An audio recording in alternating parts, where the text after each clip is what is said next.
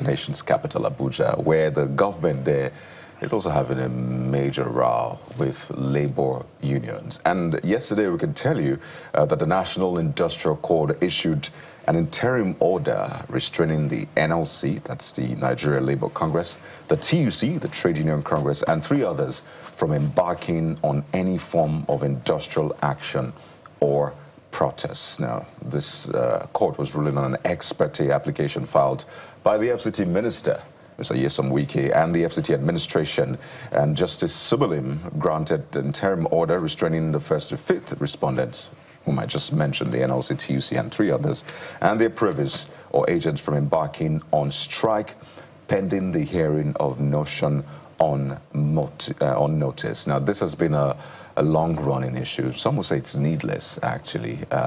Some have said there's some politics involved in it, but these are workers who say, well, this is what we deserve. Pay us what we deserve. Now, there was some payment, we understand, for January, but clearly these workers are out for the jugular. So it's important, first of all, to step back and separate the politics from the real issues here.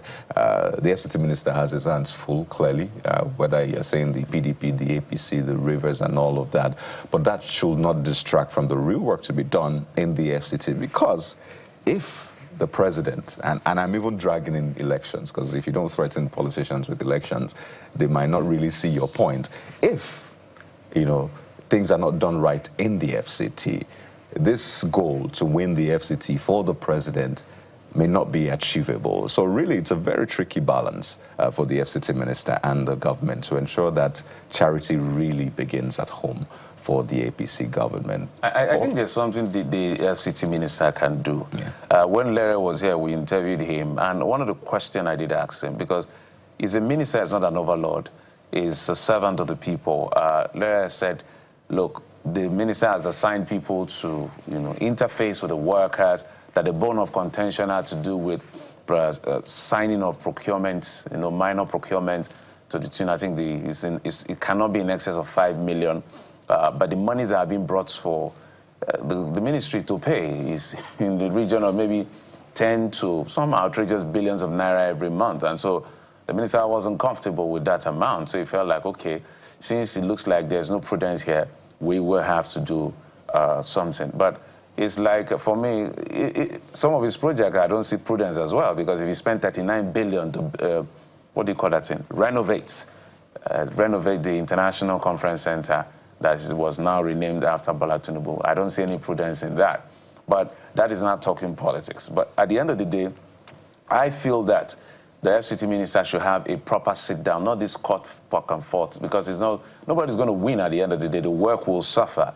And the court has said, look, don't go on a strike, don't protest. I don't know much about saying people should not protest, especially workers.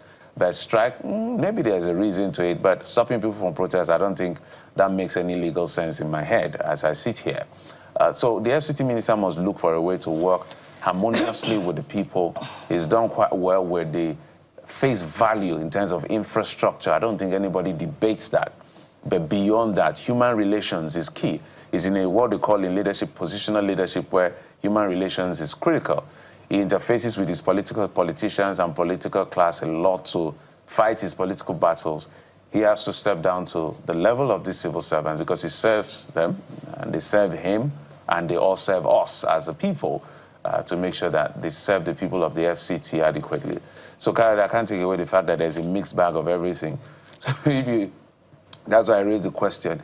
If you're saying they are misappropriating, which I technically agree that if your limit is 5 million a month as director, you now bring 19 billion or 12 billion in a month.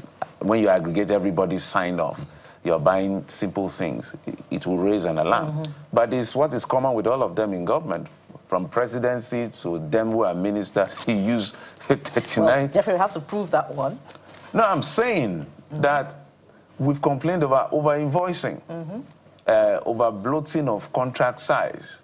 You understand? Whether it's Lagos Coastal Road or renovation of the vice president, so there's nothing to prove. These are there. I've worked with people in government that understand how these things work. Trust me, if we give you contract now, say go and buy this tab. Maybe in the market, let's just say it's 1.2 million. If you give this contract to somebody in government, you buy this thing for 50 million. I'm saying fact, because the money has to cross somebody. They call it editing in government. Somebody has to chop. Before you know, this thing that is 1.5 will end up being 50 million. And you'll be shocked. You'll be wondering at the end. So all you have to do is to look at the Appropriation Act and see how the sizes of contracts are being so expensive. Because we all go to this market, there are professionals who do this thing. So I'm saying that if we want to bring the political conversation about prudence, let them account for us how they spent 39 billion to build International Conference Center, 21 to complete that infrastructure. So we can go on, though there's enough blame to go around. That does not invalidate the fact that he has a very strong point to say, how did 5 million limits end up being 19, 12, 9 billion in a month? You have to explain. Okay? That's our job, to ask all of them. Yeah. That's why we need to bring the procurement people, because the biggest corruption in government is procurement.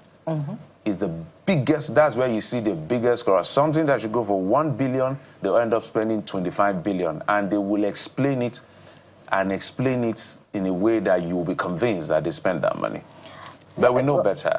Jeffrey, I'm just, one can hardly argue with you on all of the points that you've raised. I'm just saying that we should exercise a bit of caution in making blanket statements. But of course, those questions about the renovation of the International Conference Center, the questions about the renovation of the Vice President's office. That's why I give that as an example. People are asking questions. Yes, quarters, which conversation has now, simmered down over the last couple of years since the beginning of this administration. But it appears as if, as you have rightly said yet again, that, you can hardly insist on a form of right doing if by yourself you have not shown example. So perhaps this is, what is shaping the industrial disharmony that we're seeing at the Federal Capital Territory level for workers. If indeed the politics that is, at the heart of this conversation is true to be what is causing it, then it appears as if the workers are saying that if you can enjoy this type of privilege, then we can enjoy it as well, however wrong it is. But then again, there have been cases of industrial disharmony in the Federal Capital Territory under different ministers. We've seen that in the Ministry of Women Affairs, I believe, under former minister who was removed from office, and then this current minister, of course, that has perhaps been settled in one way or the other. So it speaks to the strength of the workers in the different ministries of the Federal Capital Territory, the FCT. One cannot underestimate how powerful that they just are. But, we must also capture the interest of the people in all of this, because the Federal Capital Territory workers at different agencies, are there to service the people. And what form of example are we, leaving behind in terms of institutional values? If indeed, more often than not, politics is what is at the heart, of the dispute between a superintending minister and the workers under that particular ministry. But back to the conversation about, this continuing industrial disharmony between the workers of the FCDA and the minister. This ruling, we have to look at it against the backdrop of the ILO laws, against the backdrop of even trade union laws. Even Section 40 of the 1999 Constitution guarantees freedom of assembly, freedom of protest. So can a law rule, a competent court of jurisdiction rule against, such constitutional guaranteed fundamental human rights? And I believe the ILO Convention also guarantees the right to protest, to protect the interest of the workers. So perhaps, NLC leaders and trade union Congress leaders should be looking critically at this and see perhaps if there should be an opportunity or a window for appeal? Well, they have said time and again that their issues are with CONHES. Now, it depends on who you're asking, but they say it's with the CONHES. That's the Consolidated Health Salary Structure, the adjustment submitted in 2021. They also referenced the National Housing Fund and pension contributions. Now, those are their own grouses, but the government says, no, it's this. But whatever the case is, it must be resolved. Guys, don't you think, because in no way, I think it was you and I that interviewed Larry. Yes, absolutely. I don't think he ever told us that the minister has sat down with them. I just feel that the minister can actually do a sit down, not delegate. Like we argued that this wasn't like what he's doing in delegating people to interface from the head of service, which is the right thing to do. But there's a way as a leader you can actually say, okay, guys, let's leave all these delegations. There was a time President Goodluck Jonathan had to sit down with NLC for hours in the night to just come up with a solution over what they agreed. I feel that that could go a long way so that he can focus on his core job and not this industrial back and forth at the end of the day. Well, the FCT minister spends a lot of time in Rivers State for obvious reasons, so it might be tough to have that sit down, except maybe they will fly into Rivers. Kadi, I absolutely disagree with you on that one. Even President Bola Tinubu has at different times met with the NLC and the TUC leadership. That he's in Rivers a lot? Not that he's in Rivers a lot. Okay, of course I know. That's the point I made. I know you absolutely understand the point of my disagreement. That he can meet with the leadership of the Abuja workers, of the Abuja Workers Union. The FCT minister can meet with them. Right. Yes, he spends so much time in Rivers. Why not, take some of a portion, minute portion of that time, and have a sit down with the workers under his ministry? I think Honorable Minister of the FCT on Wike, I think you should just sit down with your workers, and if you now sit down with them, try to give an understanding with them. Come up, forget this law, forget whatever it is. Just have a sit down. When you guys sit down, and then you made your point, made your appeal, seek your own understanding, and they make their position. And then there's no resolution. No one is going to blame you. But if that is not done, well, I don't know what to say. Guys, I think from there we move to where he's also very visible. Is there anywhere? In Rivers State? No, the PDP has now said that they are going to have the national convention. That's the caretaker committee. There's the Ibadan convention committee where the courts, they said the court went to Somoto, that's on their own, without a relief being sought, which is on appeal, by the way, to say, look, that convention is invalidated. So that's a substantive, pending when the Court of Appeal rules on that matter. So the caretaker committee has swooped in as quickly as they can. Yeah. They met, I think, in their NEC yesterday. Abdurrahman led NEC, and then BOT led by Mao Habunwa, and they've decided to fix March the 28th and 29th for the National Convention led by the Caretaker Committee.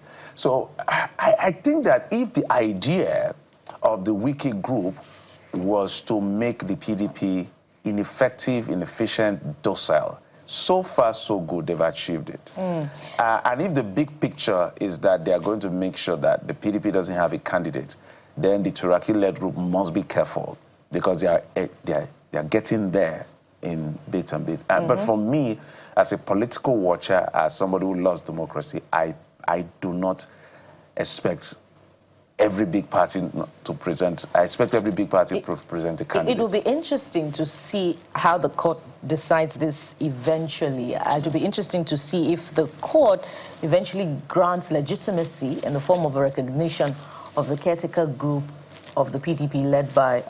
no, they are substantively in charge now. When they've invalidated the convention, when this as Federal High Court... But that is on appeal as well. So we're pending when the appeal... no clear headway so the direction. So if the court has ruled, if the court has given a judgment, it becomes substantive. Except there's a stay of execution granted by the appeal court, then they will revert to status quo. So if the caretaker committee of the Abdurrahman-led group holds its convention and INEC observes it, that would be legitimacy, right? That will be if they follow through all the processes that leads to a convention. So you need to have your ward congresses, your state congresses, your region, zonal congresses because those are delegates that will eventually be part of the national convention that will make a decision as to what happens at the national convention. Right. Yeah. Right. So that's how it works. So let's see how this goes. But the language of the court, the verdict of the court would be interesting if it grants, if eventually you know, the now recognized leadership of the PDP will now be the Abdurrahman-led group. We'll see how it goes. That's what we'll discuss with our guests later on. Yeah. And just before we go, speaking of the courts, we have news just in. I can call it good news from the nation's capital, which we discussed extensively, and it's a statement by the NLC and the TUC, and in fact, they have now met with the FCT minister. Finally. This meeting happened at midnight between 11:45 p.m. and 3:51 a.m. And after what they described as extensive and frank deliberations, the NLC and the TUC have now agreed to suspend the protests, the proposed protest at the office of the FCT minister over the FCT workers' strike. And that came, of course, after that meeting with the minister. There are a couple of things that were discussed, that were agreed upon during that particular meeting, which I said happened midnight up until about 3:51 a.m. One, let's walk you through it. All complaints presented by the JUAC, which is a joint union, were taken one after the other and fully addressed, and the minister assured organized labor of mutual respect and sustained engagement going forward. But there's more, 3 and 4. Yeah, it was agreed that arising from the strike, no worker shall be victimized in any manner. And there's 4 as well. All outstanding cases at the National Industrial Court shall be withdrawn immediately. Yeah. Consequently, all DRAC members and affiliates of the TUC and NLC working in the Ministry of the FCT are hereby directed to resume work today. All affiliates are enjoined to comply strictly with this directive. So that's exactly what we're talking about. It's not impossible to achieve, right? Sit down. And when that is not, you know, there's no resolution, you can ask, okay, I think I've tried my best. So let's go to court. Let the court finally give a consequential order, which all of us are meant to respect and obey, whether it goes your way or against you. So the good news, thank you to the Honorable Minister. Thank you to the workers.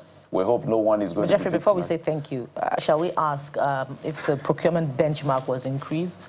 No, that's statutory. That's statutory. Is if you understand how civil service works, is also to manage funds and manage access to funds, so that certain levels, there's an amount that you can just sign up. There's an amount that has to go to council, you know, even at the federal level as well. So there's an amount that even the president can sign off. He has to go to the National Assembly. There's amounts within... well, as long as it doesn't encourage corruption, whatever was agreed upon... Well, can you really eradicate corruption in the system? I don't know, but it's still really strong in the system. It will take a long while, but we're going to get there someday. But right now, there's huge corruption in the public service, huge corruption. That's why EFCC is arraigning people every other day. If there was no corruption, there would not be reason for EFCC and ICPC. If those guys come out and tell you what they see and what they know, that's why we get angry with them when they come and say, oh, this person did this, that, and they go to court and they lose. So why did you tell us all of this? So there's corruption in the system, which is why some of the politicians are richer than the states. All right, quite a lot that we've had to unpack in the first half of the program, but there's more to come. So what do we have, guys, for today? Absolutely. The daily is coming up in a moment. Stay with us. We'll be right back.